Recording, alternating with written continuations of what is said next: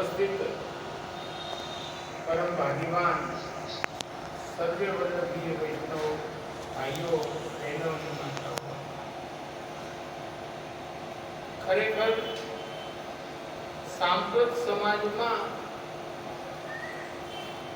જે અતિ દુર્લભ વસ્તુ છે એના વિશે સવારે ગોપાલભાઈના અંતરના જે ઉદ્ગાર સાંભળ્યા એટલે મને ચિત્તમાં ખૂબ જ આનંદ થયો કે આજે આ વિષય ઉપર વિચારવાનું આપણા મગજને આપણે પરિશ્રમ નથી આપતા. વાત એમને કરી હતી, અત્યારે ભૂલી ગયા છે, પણ વાત એ કરી હતી કે પૈસો મહત્વનો કે પ્રેમ. જગતની અંદર તો આપણને દેખાય છે પૈસાની મહત્તા, કારણ કે લક્ષ્મીજી છે એ ઠાકોરજીના સ્વામીજી છે.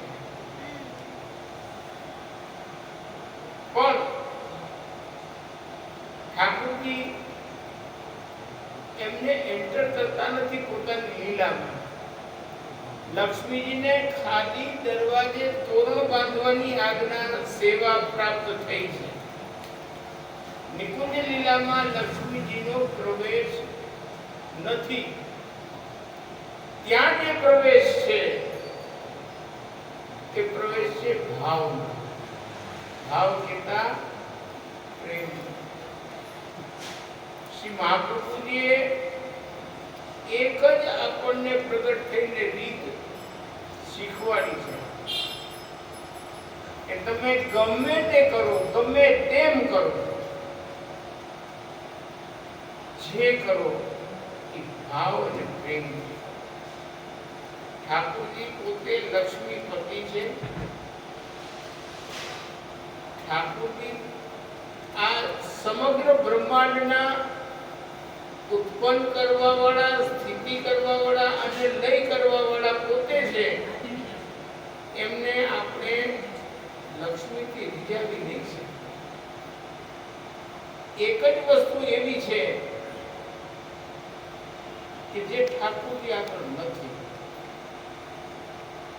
તમારા આગળ જે વસ્તુ હોય એની કોઈ વેલ્યુ તમને જીવનમાં હોતી જ નથી.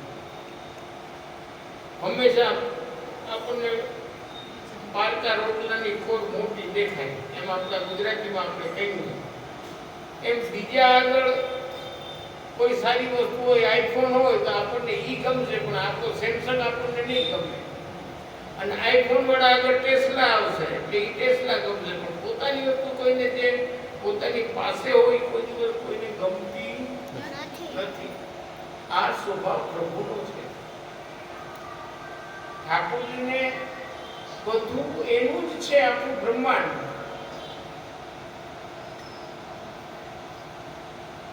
એમનું છે એટલે બધા ઉપર સમાન ભાવથી આપ કૃપા દ્રષ્ટિની દૃષ્ટિ કરી રહ્યા છે. પણ મન છે એ લાલાયિત કેના માટે હોય? જે વસ્તુ પોતાની પાસે ન હોય એના માટે આપણને સતત આપણા પ્રયત્ન અને આપણા વિચાર એમાં લાગેલા હોય કે ઓલી વસ્તુ આવે તો આપણને આનંદ આવે. આનંદની દોડ માત્ર જ્યાં સુધી આપણને પ્રાપ્ત નથી ત્યાં સુધી જ છે. પ્રાપ્ત થયા પછી કોઈને આનંદ આવતો નથી. અને ઠાકોરજીની કૃપાથી એક એવો સુંદર સંયોગ છે કે આપણા ગામમાં ગુરુદેવે બાલકૃષ્ણ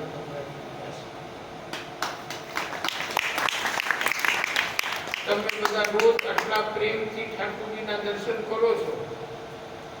વિશેષતા શું છે? બાલકૃષ્ણનું સ્વરૂપ સેવામાં શા માટે પધરાવવામાં આવે છે? અને આપના સ્વરૂપની મહત્તા અને વિશેષતા શું છે? ઠાકોરજીનો એક શ્રીયસ્ત છે ને, એ જમણો શ્રીયસ્ત છે એ હાથ ઊંચો હોય છે. ડાબો શ્રેષ્ઠ ટેકવેલો હોય અને જમણો શ્રેષ્ઠ આમ ઊંચે આમ સામે આવવા આમ મોટો દેખાતો. આ લઈ લો, ખુરશી લઈ લો, આમ ખુરશી લઈ લો.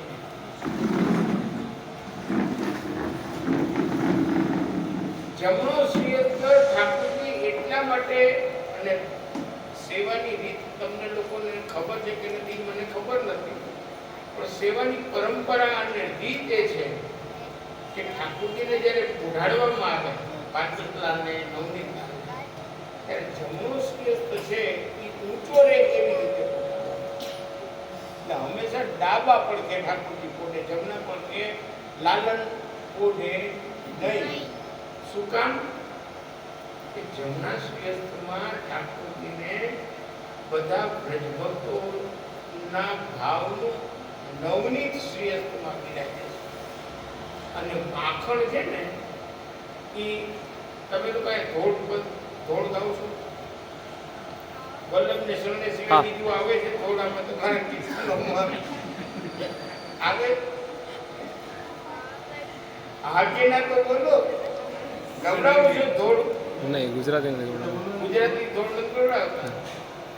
ગુજરાતી ધોળની અંદર એક ધોળમાં બહુ સુંદર વર્ણન છે કે મનના માખણિયા અને સાકર છે સ્નેહની, પ્રેમે પીરસવાની હામરે અલ્પેલા વેલા પધારે. આ ધોળ મને અતિ પ્રિય છે. મનના માખણિયા, માખણને મનનું સ્વરૂપ બ્રજભક્તોમાં, મનના માખણિયા અને એના ઉપર સાકર છે સ્નેહની અને પ્રેમથી પીરસવાની હામરે અલબેલા બેલા પધારે. આ ધોળની અંદર જે વર્ણન છે એ માખણ, જે ઠાકોરજીનું મન છે ને એ બ્રજભક્તો ચોરી ગયા. ઠાકોરજી આખા બ્રહ્માંડના માલિક છે, પણ એના આગળ નથી એક જ વસ્તુ, એના આગળ મન નથી. એ મન બ્રજભક્તો બધા ચોરી ગયા છે. આપણે મેં શરૂઆત જ કરી ત્યાંથી કે જે વસ્તુ આપણા આગળ ન હોય એની આપણને ખેવ ના હોય. એટલે ઠાકોરજી એટલે સદા એ શ્રેષ્ઠ જમણો એટલે જ ઊંચો રાખે કે ક્યારે મારા હાથમાં કોક આવીને મને મારું મન દઈ જાય. આ મનની એવી અદ્ભુત લીલા છે. આખા બ્રહ્માંડની અંદર એકમાત્ર વિશ્વની અંદર જો પ્રેમનો સાચો જો ક્યાંય અર્થ સમજવામાં કે સમજાવવામાં આવ્યો તો એ શ્રી વલ્લભે બતાવ્યો. અને પ્રેમની પરાકાષ્ઠા કેવી બતાવી છે કે ઠાકોરજી તમારી રાહ જુએ. આજથી સુધીના જેટલા સંપ્રદાય છે એમાં જીવ છે તે પોતાના ઈષ્ટની રાહ જોતો. સૃષ્ટિમાં એવો અદ્ભુત માર્ગ છે કે જ્યાં ઠાકોરજી જીવની રાહ જુએ. સર્વનો ઈષ્ટ છે એ રાહ જુએ કે હવે ક્યારે આવશે, ક્યારે હવે ગોપાલદાસ આવીને મને જગાડશે, ક્યારે આવીને ગોપાલદાસ મને કીર્તન કરશે. આજ કેમ મોડું થયું? ગોપાલદાસ મોઢું છે તે આમ દિવેલ પીધું કરીને આવ્યો હોય તે બીજાને તો ફીલ થાય કે ન થાય, પણ લાલન છે એને જરૂર ચિંતા થાય કે આજે આ કેમ પગિયું મોઢું કરીને બેઠો છે. જણાવતા નથી કારણ કે આપણી એટલી પણ ફીલ તો જરૂર થાય, કારણ કે એને આપણને પોતાના મહિના એટલે જ આપણે અહીંયા ચોકમાં બેઠા છો. એને આપણને પોતાના મહિના લૂલા લંગડા કાળા ઘોડા જેવા છીએ.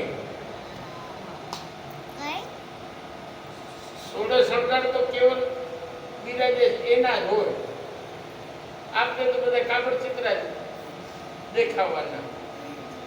પોતાની જાતને આપણે ભલે ગમે તેવા માનીએ પણ હકીકતમાં આપણે આગળ કાંઈ નથી. નાનપણમાં ઓલી કવિતા 40-50 વર્ષ પહેલા અમે ગુજરાતી જ્યારે સ્કૂલમાં ભણતા ને ત્યારે કદાચ મથુરભાઈએ એ કવિતા સાંભળી હશે, ગોખી એ હશે. દલપતરામ કવિની કવિતા હતી.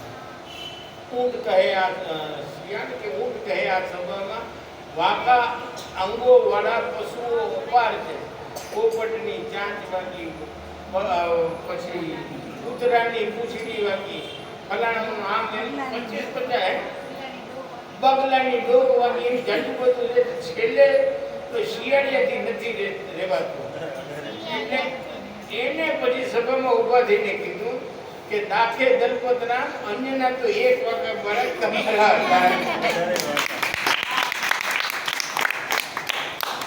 અને હવે તમે મારા સોગંદથી એક વખત અરીસો જોઈ લેજો જઈને ઘરે. કેટલા આપણને કૌશ દેખાય, ખ્યાલ આવી જશે. આ હકીકત છે, આ નિર્ભેળ સત્ય છે. સૌથી સુંદર, સૌથી સ્વરૂપવાન અને ઉત્તમમાં ઉત્તમ તો આ એક જ છે.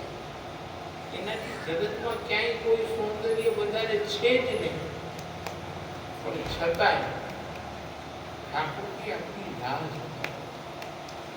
ભાવની વાત કરીએ તો તમે જેમાંથી સવારે કીધું કે પૈસો કે પ્રેમ, પૈસાની વાત કરીએ, કોણે કીધું અમે દ્વારકા જઈએ?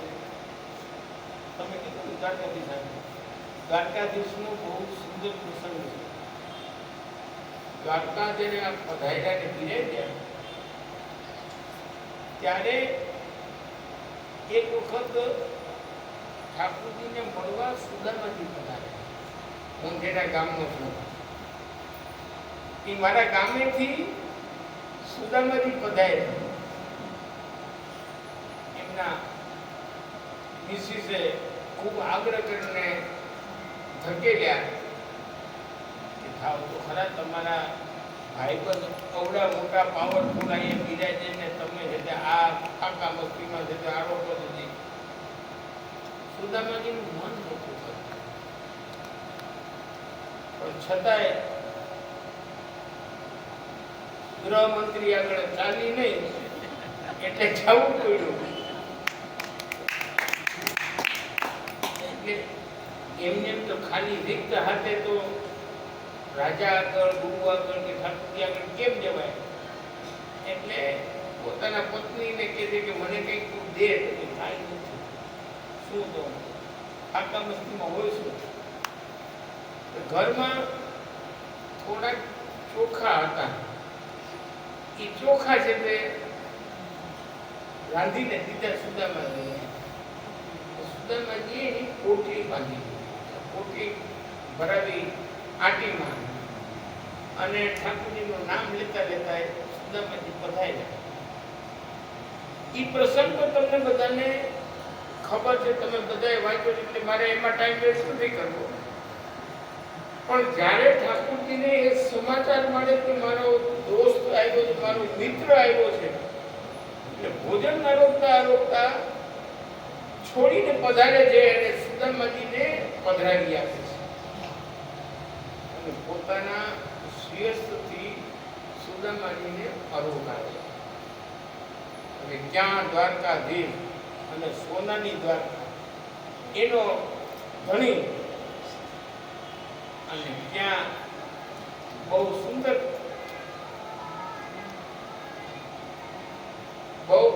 સુંદર વર્ણન કવિઓએ કર્યું છે કે ફાટેલી ધોતી અને ચપ્પલ એક તૂટેલું ને એક પગમાં નદારદ ને માથે પાઘડી રહી એ જતે ચિત્રા જેવી એવી દશામાં ઓલા પગીઓને જ્યારે કહે ને કે દ્વારકાધીશ ક્યાં રહે, ઓલા બધા વિચાર પકડી જાય કે આ માણસ દ્વારકાધીશની વાત પૂછે.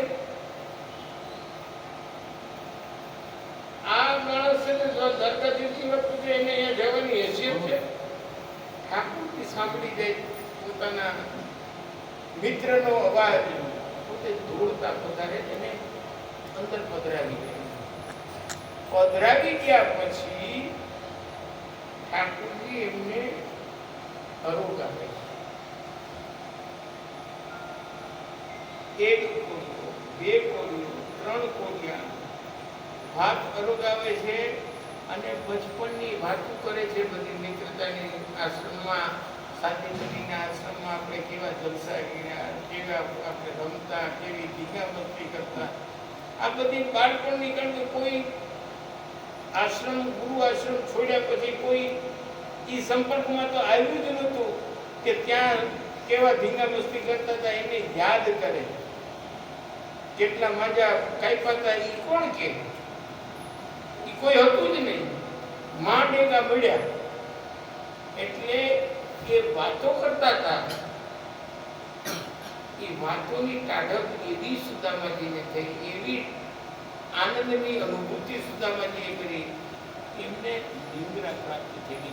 પોરબંદરથી દ્વારકા ચાલીને પધાર્યા હતા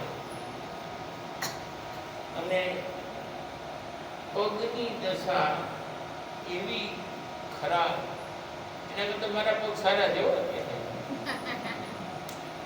કાપા પડેલા, પગમાં વાઢિયા, ચીરા, એમાંથી ખૂન નીકળે, પરું નીકળે, ચાલી શકાય એવી કોઈ ગુંજાઈશ કે કોઈ કન્ડિશન નહોતી. એ ચરણારવિંદને ઠાકોરજીએ સુર્યસ્તમાં લઈ અને એક એક ઘાવ પહોંચ્યા. વિચાર કરો છો, આજે તમે તમારા ધણીનું કે તમે તમારા બાળકનું આ રીતે ટ્રીટમેન્ટ કરશો નહીં. પેલા જા બાથરૂમમાં જઈને પગ ધોયા, સ્ટ્રિક્ટલી આપણે એને ખીચાઈને કહેશું કે જઈને પેલા એ કરીને ચોખ્ખો થઈને આવો. એટલા આપણે સોફિસ્ટિકેટેડ થઈ ગયા. શું છીએ કે આપણે બધા સમજ. આ બધું લઈ અને પછી ઠાકોરજી જે સુદામાજી નિંદ્રાધીન થઈ ગયા, તો ઠાકોરજીએ જે ભાભીએ સુદામાજીના વહુએ જે પોટી મૂકી હતી ને, એ પોટી ખોલીને આ પરોવવા માંડ્યા. એક ટુકડો, બે ટુકડો. અમે તો ચેવડા છે ને હાથેથી ખાવાનું બહુ આનંદ આવે. ચમચી છે ને વેસ્ટર્ન કલ્ચર છે, એ ચમચીથી એટલો આનંદ ના આવે જેટલો હાથેથી ટુકડો ભરી અને અરોગવાની મજા આવે. એ ઠાકોરજી એક ટુકડો મુઠ્ઠી અરોગ્યા, બીજી મુઠ્ઠી અરોગ્યા, ત્રીજી મુઠ્ઠી અરોગ્યા, તો રૂકમણીજી પધાર્યા કે મહારાજ આ એકલ પેટા ક્યારથી થઈ ગયા? તમે આ એકલ પેટા તમે ક્યારથી થઈ ગયા? તો કે કેમ? તો કે ભાભીનો મોકલેલો તેવડો બધો એકલા એકલા સાફ કરી જાવ, એકલા એકલા ખાય અને ગાલ બીજોડીએ જાય તો ખબર છે ને. એટલે ઠાકોરજીએ એ પોટલીમાં પાછા ચોખા રાખી અને સ્વામીજીને, રુક્ષ્મણીજીને પધરાવી દીધા. શું આજ્ઞા કરી એ સાંભળવાથી મહારાજ રુક્ષ્મણીજીએ ઠાકોરજીને વિનંતી કરી કે મહારાજ, આ તમારા મિત્રની પછવાડે તમે શું ગાંડા થયા કે બ્રહ્માંડનું એને રાજ્ય દેવા માંગો છો, સંપત્તિ એને આપવા માંગો છો? ઠાકોરજીએ જે જવાબ દીધો ને એ તમારા પ્રશ્નનો જવાબ છે. ઠાકોરજીએ આજ્ઞા કરી, એ બેઠા છો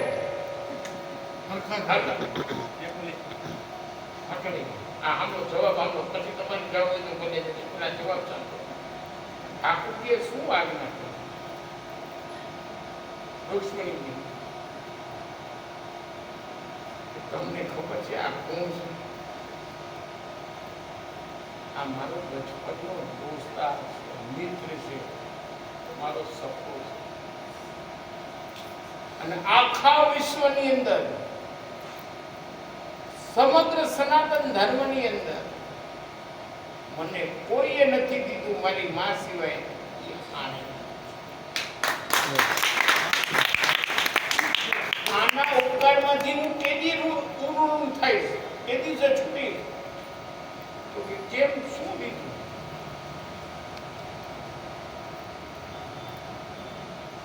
આ દરિદ્રતા એને કેમ પ્રાપ્ત થઈ ખબર છે સુદામાજી? આ જન્મ દરિદ્ર કેમ થયા એ ખબર છે?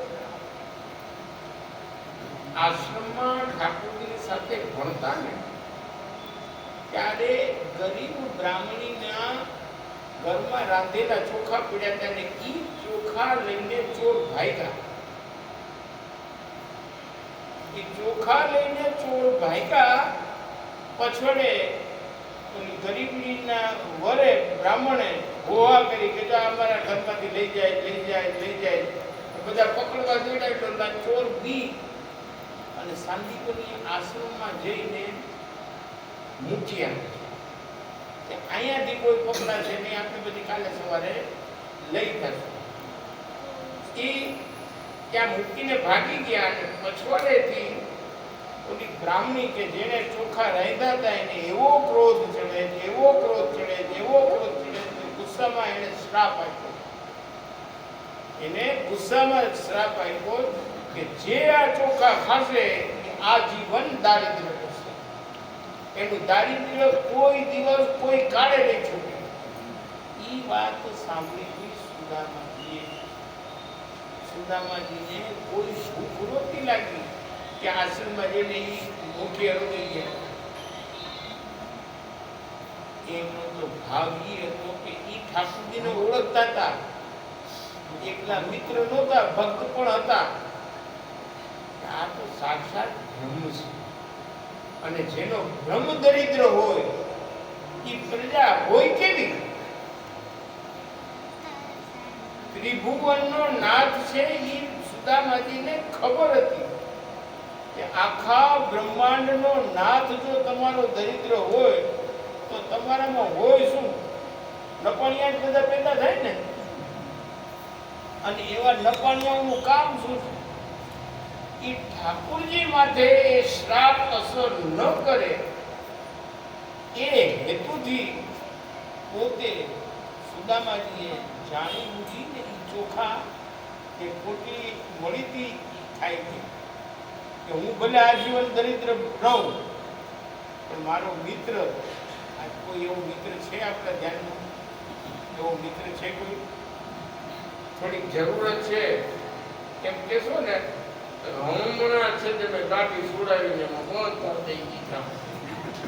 વેલું કીધું હોત તો કોઈ મિત્ર આજે આપણા ધ્યાનમાં નથી કે આપણને આ રીતે મદદ કરે. સુદામાજીએ આખું દારિદ્ર્ય ઠાકોરજીને જે પ્રાપ્ત થવાનું હતું એ પોતાના માથે લઈ. ત્યારે ઠાકોરજીએ એમના ઘાવ છે ને જલથી નથી જોયા,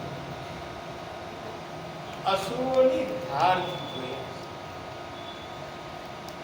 આ પ્રેમની અને આ ભાવની મહત્તા હશે તમારા આગળ પૈસો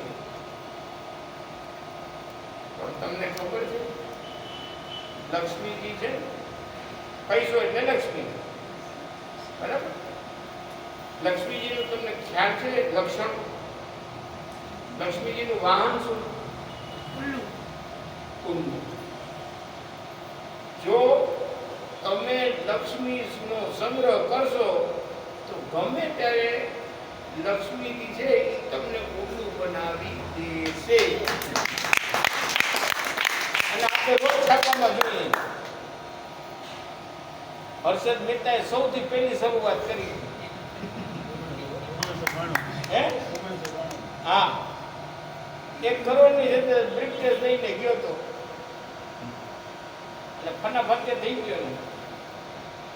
આવડી જેની કેપેસિટી કે 1 કરોડની બ્રીફકેસ નરસિંહરાવ હતા, જેલસિંહ હતા. નરસિંહરાવ નતા, નરસિંહરાવ ઈ પછી આ જૈનસિંહના વખતની વાત છે. જૈનસિંહને દેવા ગયા હતા રાષ્ટ્રપતિ.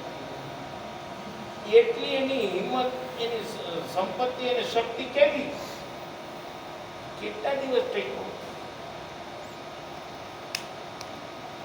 મારા આગળ કે તમારા આગળ પૈસો તો જ ટકશે કે જ્યારે લક્ષ્મીપતિ આપણા હૃદયમાં બિરાજી અને આપણા ખોડામાં ખેલશે. તો એના પછવાડે લક્ષ્મીને દોડતા આવવું પડશે. જો લાલન આપણા ખોડામાં ખેલે ને તો લક્ષ્મીથી ક્યાંય ન જવાય પોતાના ધણીને છોડીને. પણ આપણે ધણીને પડતા મૂકીએ અને લક્ષ્મી પાછળ આટા મારીએ, એ ઠાકોરજી જુએ છે. દોડ તારાથી દોડાય, તારાથી દોડાય એટલું દોડ.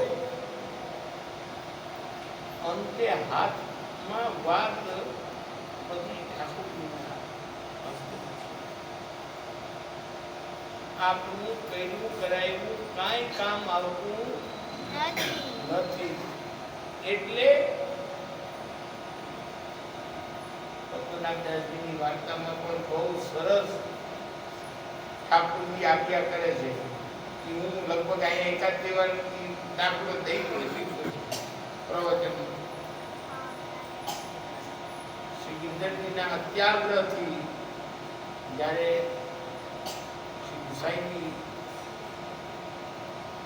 અનુમતિ પ્રદાન કરે છે બળો મનોરથ કરવાની,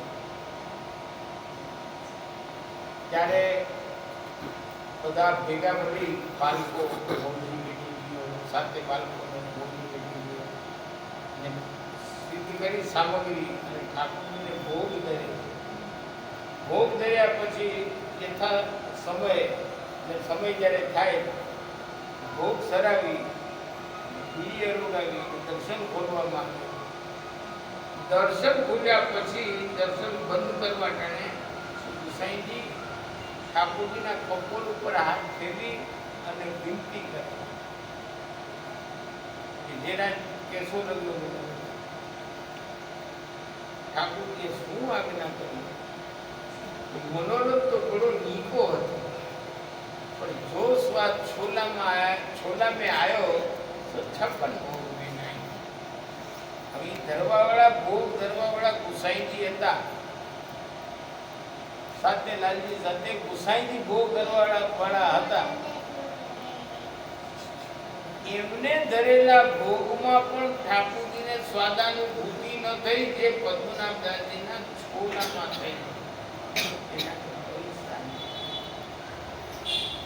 પદ્મનાભદાસજી પાસે સંપત્તિ પૈસો નહોતો, નિષ્કંચન હતા.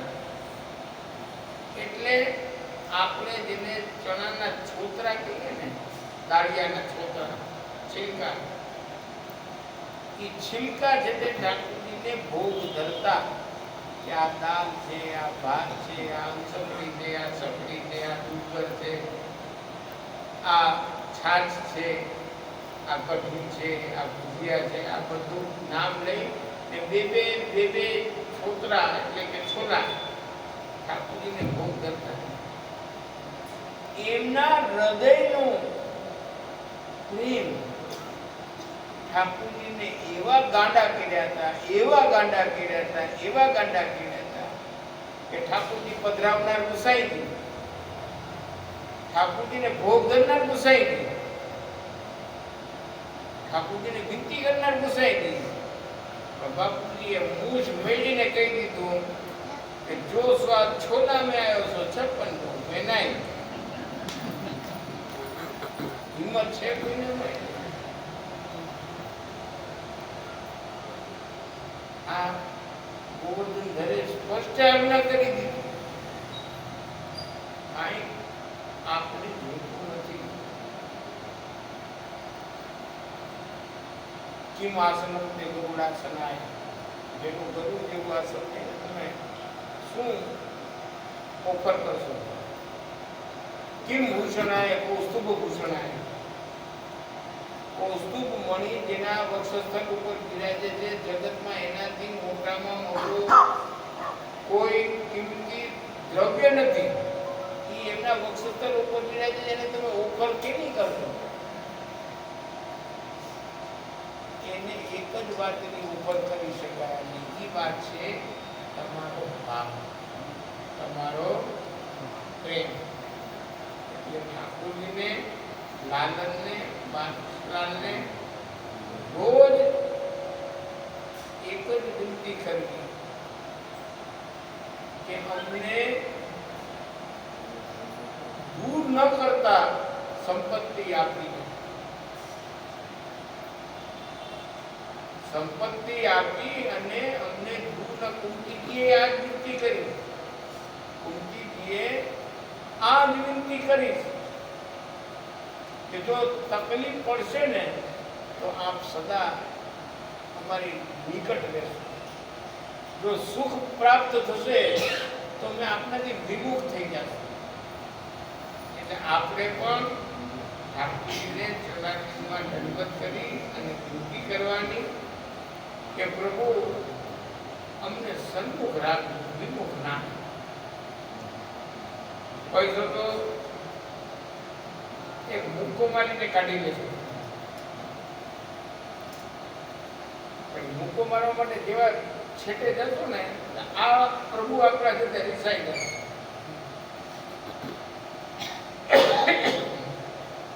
માટલું એટલે જ ખોલ્યું.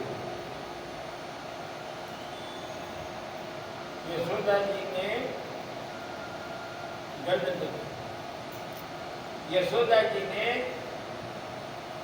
એમના પિયર તરફથી આપણને દહેજની અંદર બધી વસ્તુઓ દેવામાં આવે ને, છોકરીને આપણે દઈએ ને, એમ યશોદાજીના મમ્મીએ ને પપ્પાએ એમને દહેજમાં મોટું બધું માટલું દીધું હતું. એ માટલું આ ચોકમાં એક આવી શકે એવડું મોટું હતું. કેવડું? આ ચોકમાં એક જ આવે. પહેલાના જમાનામાં સંપત્તિનું આકલન એ રૂપિયા ન થતું.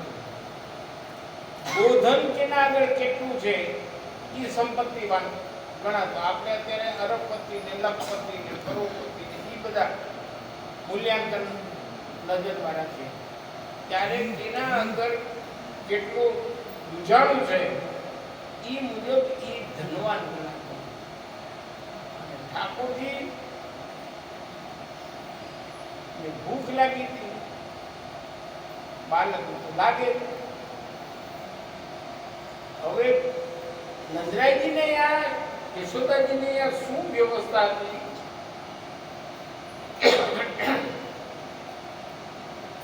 5000 કામધેનુ ગાય. કેટલી? 5000 કામધેનુ ગાયને દોઈ એનું દૂધ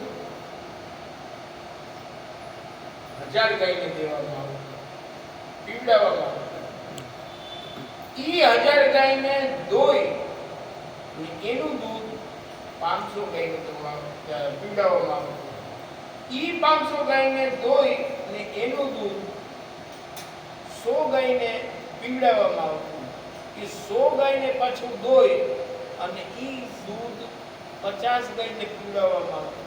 50 ગાયનું દૂધ દોઈ અને ઈ દૂધ 25 ગાયને પીવડાવવામાં આવતું. 25 ગાયનું દૂધ દોઈ અને 11 ગાયને પીવડાવવામાં આવતું. એમ કરતા કરતા છેલ્લે જે છેલ્લી ગાય હોય ને એક, ઈ દૂધ શ્રી યશોદાજીએ ચૂલે ગરમ કરવા માટે રાખ્યું.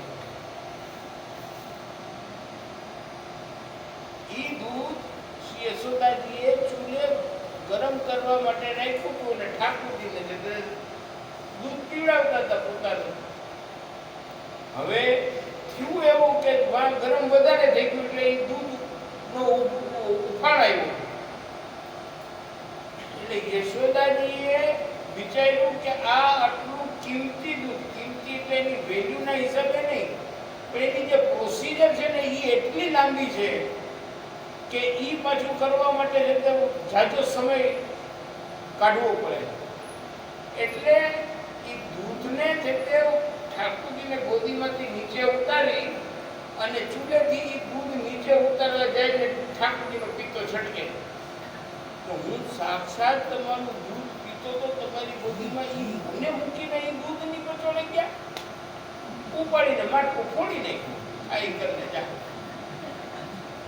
બાલક કે દેખ્યું. બાલક અગર તમારું તમારા બાપનું કોઈનું હાજર ફોડી નહીં. પછી તો ભાઈ ધબધબાટી બોલી ગઈ. નંદરાયજી છે તે પકડવા પછોડે પનિશમેન્ટ દેવા માટે ભાગે છે. ઠાકોરજી પકડાતા નથી. કેમ નહીં? જેમ તેમ કરીને માન ઠાકોરજીને પકડે અને ઉખલથી બાંધે છે. બાંધવા માટે રસ્સી તો જોઈએ ને, દોરી જોઈએ ને, કેનાથી બાંધવા? જેટલી રસ્સી ગોતી આવે એક બે જેટલી તૂટી પડે, ગાંઠ વળે કેવી રીતે? બે છેડા ભેગા થાય તો ગાંઠ વળે, એમને ગાંઠ કેમ વળે? જેટલી ઘરમાં હતી બધી દોરી આવી પણ ઠાકોરજી બંધાણા નહીં. છેવટે જ્યારે નંદરાયજી ને યશોદાજી થાકી જાય ત્યારે ઠાકોરજી દયા આવે. મારી મમ્મી પપ્પાને હું કેવા હેરાન કરું, પોતે પ્રેમથી બંધાઈ જાય.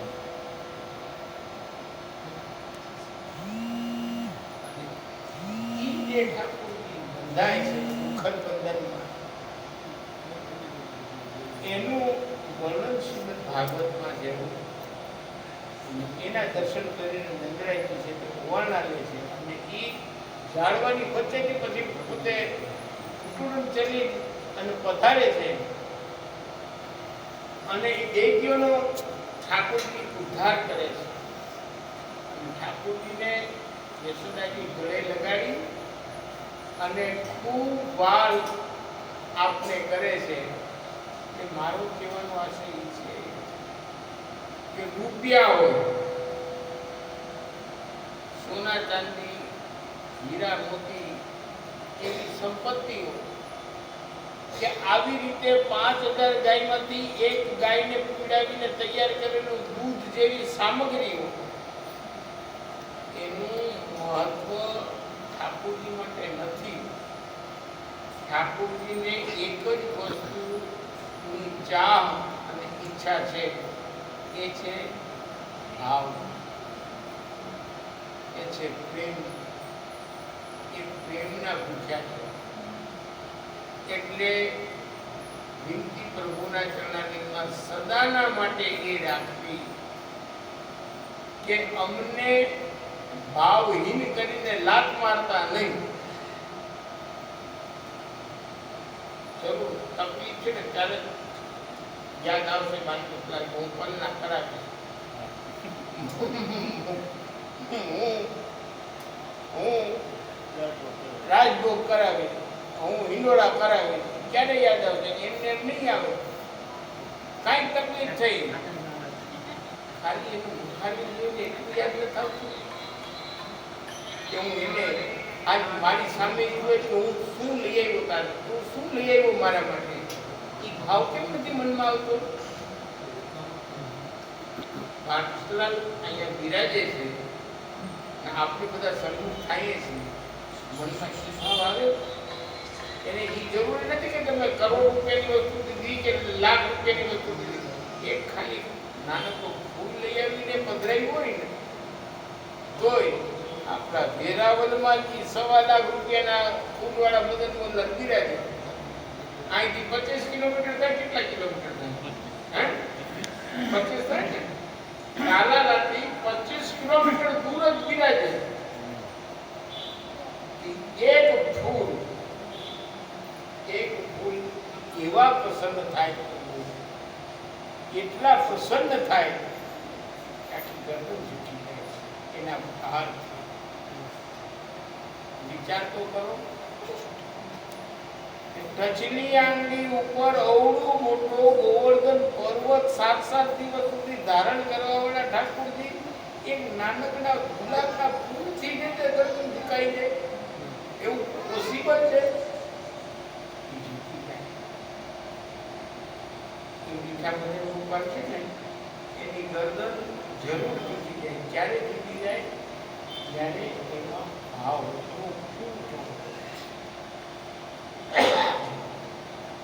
ઠાકોરજીને એક જ આપણે બધાએ વિનંતી કરવાની કે પ્રભુ અમારા ઉપર એટલી આપ જરૂર કૃપા કરો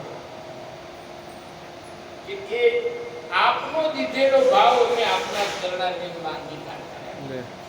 એટલી આપણા સૌની વિનંતી બાદશાહને કરીને મારું વક્તવ્ય પૂરું.